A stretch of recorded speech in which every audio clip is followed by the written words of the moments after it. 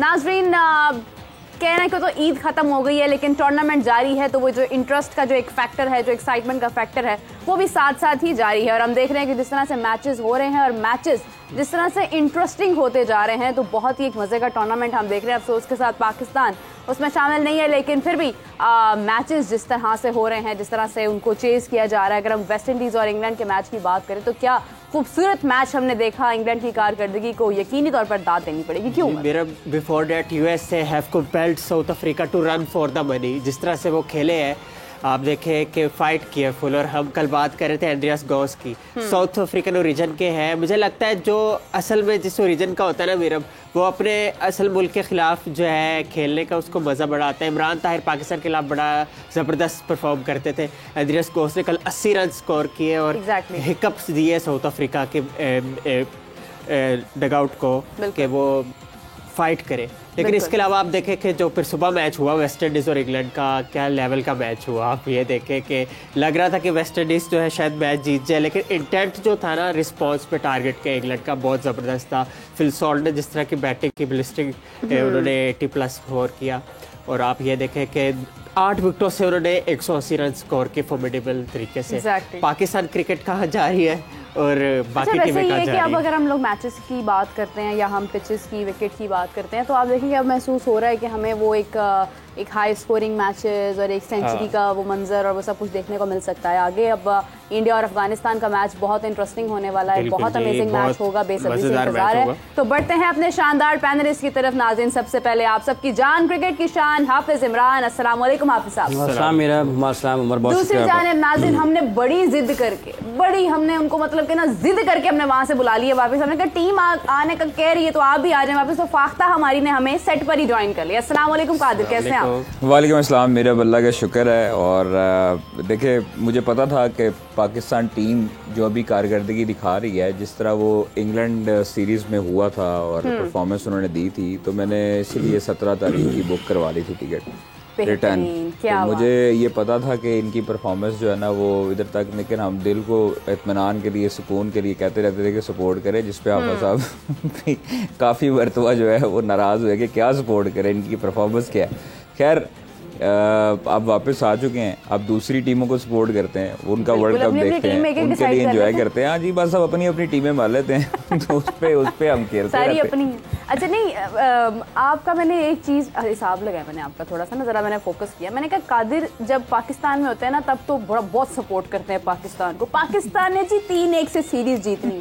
जब इनको पता होता है ना इन्होंने जाना है और इन्होंने फिर वापस आना है, उस टाइम फिर सही पेश गोई करते हैं कि नहीं, अब मैंने अपनी टिकट जो है वो 17 की करानी है, पाकिस्तान ने नहीं खेलना। Sensible, you are a very sensible journalist. उस वक्त तक पाकिस्तान के मैच हो गए होते हैं। हाँ, ये बात भी ऐसे सही है। एक मैच हो गया बता यूएसए वाला, उसके बाद बचा क्या ना, दूसरा बचा ही नहीं। दूसरा पता था इंडिया भी है तो हम खत्म। यूएसए के मैच के बाद फैसला किया। फिर उसके बाद आपके पास क्या बच रहा है? आपकी T20 क्रिकेट, हम कल बात कर रहे थे इमरान भाई से कि ग्लोरी आपकी T20 क्रिकेट ही की थी, बच्ची कुछ, वो अगर खत्म हो जाएगी। देखिए, पाकिस्तान 2007 से, अगर मैं गलत ना हूँ, 2007 से लेकर 2024 तक, मतलब 17 साल हो गए हैं तकरीबन। तो ये 17 सालों में सबसे वर्स्ट जो रिजल्ट आए हैं और सबसे वर्स्ट टीम जो बनी है वो इस साल बनी है। और इस साल जो रिजल्ट आए हैं वो आज से पहले कभी नहीं आए। 2007 के आप फाइनल खेले, हाँ जी, 2009 में आप जीते, फिर उसके बाद से आप देख लो सेमीफाइनल खेले, फिर आप आगे मजीद जिस तरह भी आते रहे, कुदरत का निजाम हुआ, जो भी सेमीफाइनल खेले हो T20 वर्ल्ड कप का। और आप देखो कि आज देखिए ये चीजें आपके लिए एक लम्हा फिक्री है कि यूएसए की टीम आती है जी, और वो आते साथ ही सुपर 8 में क्वालिफाई कर लेती है। इंडिया की टीम नो डाउट, उन्होंने अभी आईपीएल खेला, सारी चीजें खेली, वो अभी इनफॉर्म थे, लेकिन आप लोग भी तो खेल के जा रहे थे। इंग्लैंड से खेले, आयरलैंड से खेले, आप पीएसएल पहले खेल के गए हो, आप उससे पहले सीरीज खेलते रहे हो, आप लोगों की इतनी प्रैक्टिस तो होनी चाहिए। लेकिन जब इंसान की, वो रिजवान की एक प्रेस कॉन्फ्रेंस में उन्होंने बोला था ना कि आपको याद होगा कि जिसकी नीयत साफ होती है अल्लाह उसका साथ देता है, नहीं तो वरना उसको अल्लाह जलील करता है। बिल्कुल, तो यही हुआ है। जब इनकी नीयत साफ नहीं होगी, जब इनकी नीयतों में फतूर होंगे, जब एक दूसरे के साथ इन्होंने मिल बैठ के खाना नहीं खा सकते, जब इधर उधर मुंह बना रहे होंगे, गैरी क्रिस्टन जैसा बंदा ऑब्जर्व कर रहा होगा, हालांकि उसको मतलब कितने दिन हुए हैं आए हुए टीम के साथ ज्वाइन किए, लेकिन उसने एक ऑब्जर्वेशन की, उसको उसकी ट्वीट, उसको उसकी खबर को बुनियाद बना के हरभजन सिंह और आपके जो आपके बॉर्डर पार लोग बैठे हैं वो आपको मजाक उड़ा रहे हैं। आपको ताने दे रहे हैं कि यार गैरी क्रिस्टन आप वापस आ जाएं, इंडिया को आपकी ज़रूरत है, ये आप लोगों के बस की बात नहीं है। उसने भी कहा कि मैंने कभी ऐसी टीम ही नहीं देखी।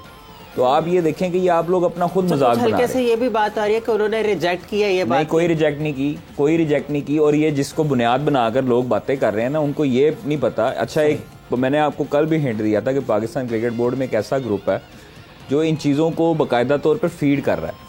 अब ये जो रिजेक्शन वाली खबरें आ रही हैं ना, ये किधर से आ गई भाई? आपका ना गैरी क्रिस्टन ने किसी को स्टेटमेंट दी है, ना किसी के मीडिया टॉक है, वो किधर से रिजेक्शन? मतलब क्या करेगा वो? ये उसने तो ये कहा ही नहीं। अगर उसका स्क्रीनशॉट शेयर किया गया है तो क्या वो मुनासिब चीज़ है? एक मरतबा फिर शेयर किया, बिल्कुल। पहले सलमान नसीर ने शेयर किया, ठीक है, वो जो सीईओ हैं पाकिस्तान क्रिकेट बोर्ड के सीईओ हैं, उनकी चैट लीक की गई जका अशरफ दौर में।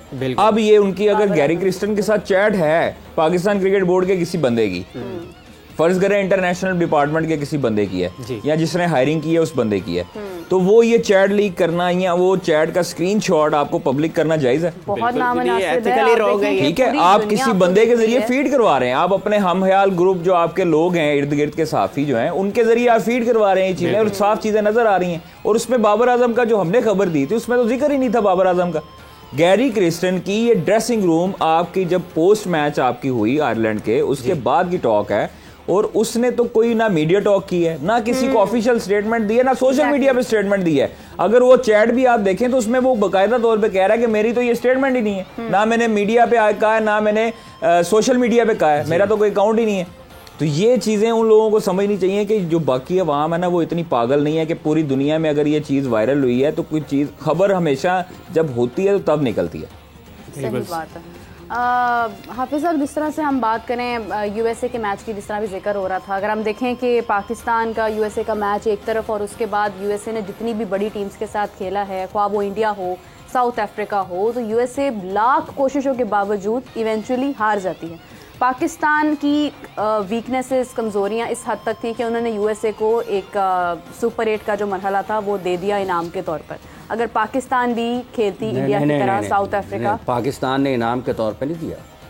उन्होंने जीता है, उन्होंने अपने बलबूते पे जीता है और उन्होंने बाकायदा तौर पे मेहनत करके जीता है। 2 बार जीता है, सुपर ओवर इनाम के तौर पर नहीं दिया।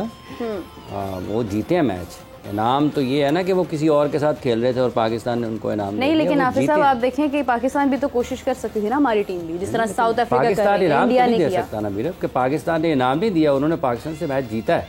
बिल्कुल। और दूसरी बात यह है कि उन्होंने इंडिया के खिलाफ भी जो मैच खेला था, पूल मैच, वो इंडिया के खिलाफ भी अच्छी क्रिकेट खेले थे।